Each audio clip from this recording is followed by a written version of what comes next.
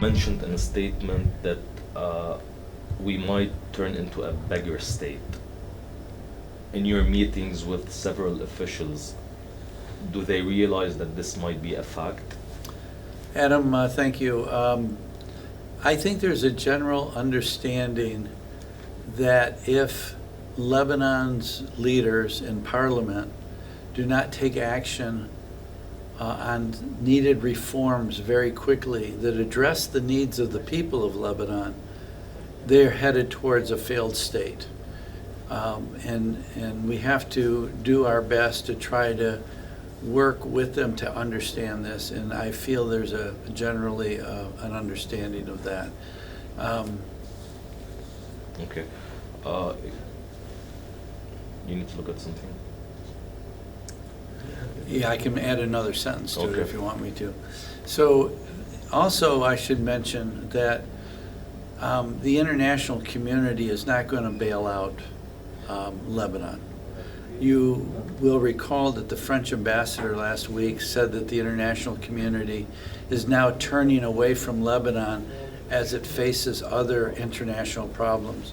The United States is involved in many different matters with Europe, economic, fuel crisis, military, and with Europe and Asia.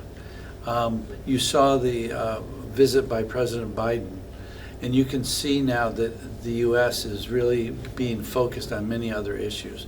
So all of these things combined, I think, make for a concern to tell the Lebanese leadership and the parliament they have to act quickly. Okay. Based on what you just said, I have this question related to the... In the statement itself, you also said that the Lebanese leaders know that they are heading towards a cliff. Many believe that some of the Lebanese leaders were betting or consider that this is a threat that they can bargain with, whether with the U.S. administration or the international community, that we will threaten them by making Lebanon an unstable country in order to receive this aid or this bailout. Do you believe, or have you sensed that this might be an approach adopted by any of these leaders or these officials? It better not be, because the United States needs a partner in order to help a country. And right now, they're not seeing a partner. This government and the parliament have to pass certain needed issues. If they do, they'll have a good partner in the United States. If they don't, the United States, of course, at some point is going to decide that it has other pressing issues around the world. And Lebanon will be left with its own fate, unfortunately. The last thing the United States, the French, and others are going to do is throw bad money after bad. And what I mean by that is that it's going to be confronted with whether or not to bail out a country that won't reform. It won't happen.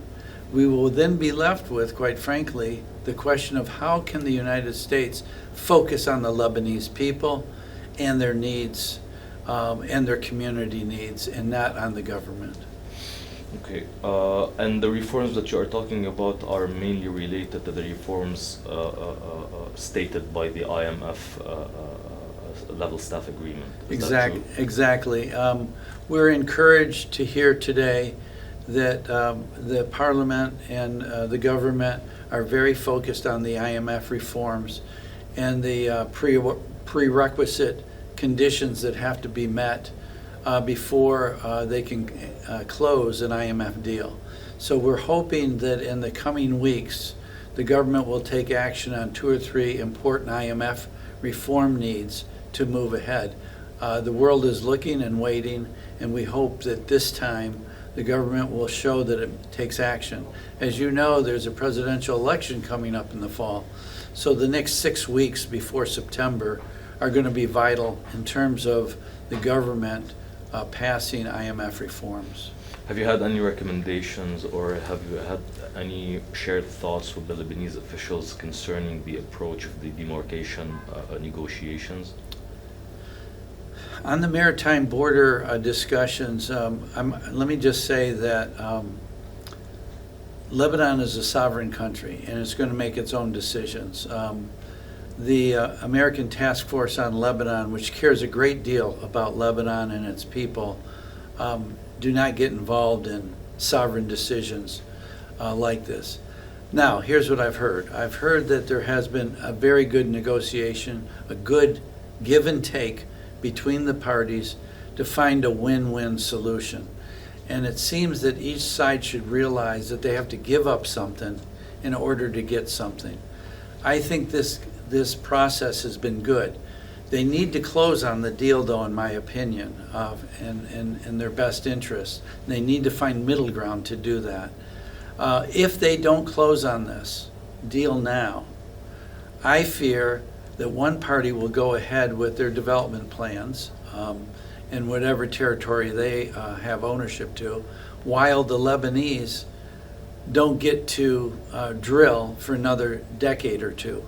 So we may be faced with, if this fails, Lebanon not being able to even explore for oil for the next 20 years. And no company is going to come in and explore in disputed territory.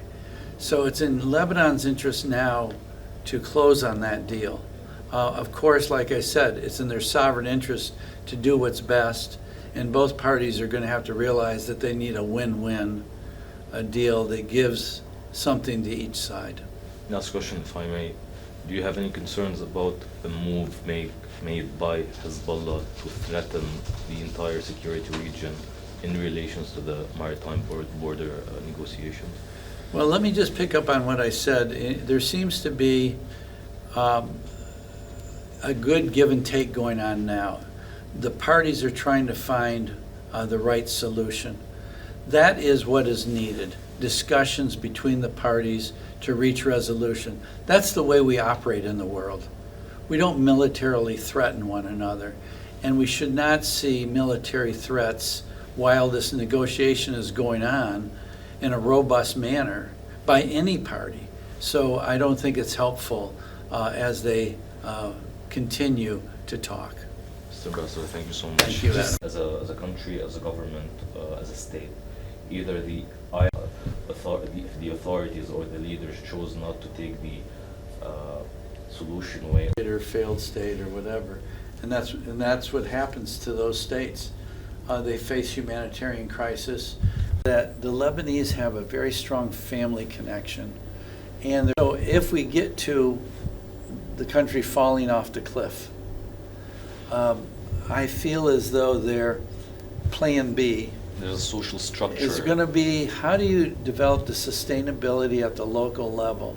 Food, energy, governance, in which people in their villages can take. Yeah, I don't know if I see it that way. I don't know if they want it that way. I wonder if they're in denial, which goes back to your second.